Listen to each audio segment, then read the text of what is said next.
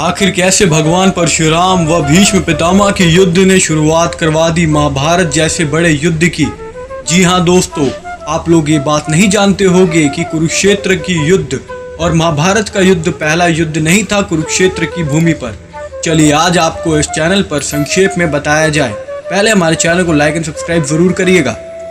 दरअसल पुराणों व ग्रंथों में वर्णित है कि कुरुक्षेत्र, जिसका नाम राजा कुरु के नाम पर पड़ा था, वो पूर्वज थे कौरवों और पांडवों के, जो बात महाभारत में भी हमें बताई जाती है। कुरुक्षेत्र को हम वैसे महाभारत के युद्ध के लिए ही जानते हैं, मगर अधिकतर लोग ये बात नहीं जानते कि महाभारत पहला युद्ध नहीं था इस भूमि पर। हाँ, इससे पहले भीष्म पितामह और भगवान परशुराम का स्वयं, जो भगवान विष्णु जी के अवतार थे, परशुराम जी ने युद्ध किया अपने पहले शिष्य भीष्म पितामह के साथ। वो युद्ध इतना भयंकर था कि स्वयं भगवान महादेव को आकर उनका युद्ध रोकना पड़ा।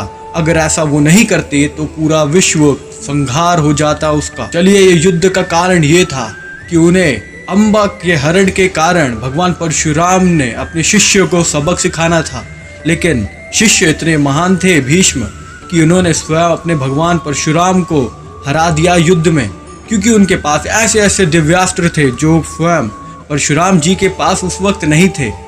अब ये बात हम तय नहीं करते, लेकिन हमें जितना पता है उतना हम बताते हैं। जब दोनों एक दूसरे के सामने दिव्यास्त्रों का उपयोग कर रहे थे तो इतनी ऊर्जा उत्पन्न हुई कि स्वयं अंत में महादेव को आकर इनका युद्ध रोकना पड़ा। वह इन लोगों को रुकती रुकवानी पड़ी, नहीं तो पूरे विश्व का नाश उसी वक्त हो जाता। मगर अंत में इन दोनों में से कोई भी हारा नहीं। रशाव्यंश, अगर भीष्म पितामह चाहते तो महाभारत का युद्ध केवल एक ही दिन में समाप्त हो जाता, वह पांडव हार जाते, मगर उन्होंने ऐसा किया नहीं, क्योंकि सब चीज धर्म अनुसार पूर्व ही निश्चित की जा चुकी थी, क्योंकि स्वयं महाभारत के रचयिता भगवान श्री कृष्ण थे वहाँ। अब सुनिए आगे क्या होता है।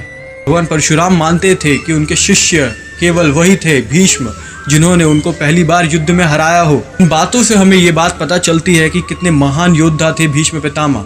भीष्म पितामह जैसे योद्धा इस पूरे धरती पर कोई नहीं थे उस वक्त। भगवान परशुराम के दो अन्य शिष्य भी थे, गुरु द्रोणाचार्य और कर्ण, मगर सच बताऊं तो ये साथ सब मानते थे, यहाँ तक कि वो भी, कि भीष्म पितामह के होते हुए कोई भी हस्तिनापुर पर आक्रमण नहीं कर सकता था।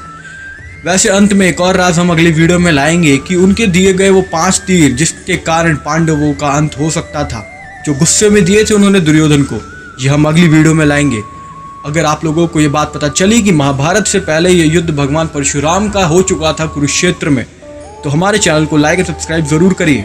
ऐसे ही मिस्ट्री, भक्ति और हॉरर के फैक्ट्स हम अपने चैनल पे लाते रहेंगे। रशावीर जय श्री राम कमेंट जरूर करना ऐसी वीडियोस के लिए, और कुछ बुरा लगे तो माफ करना।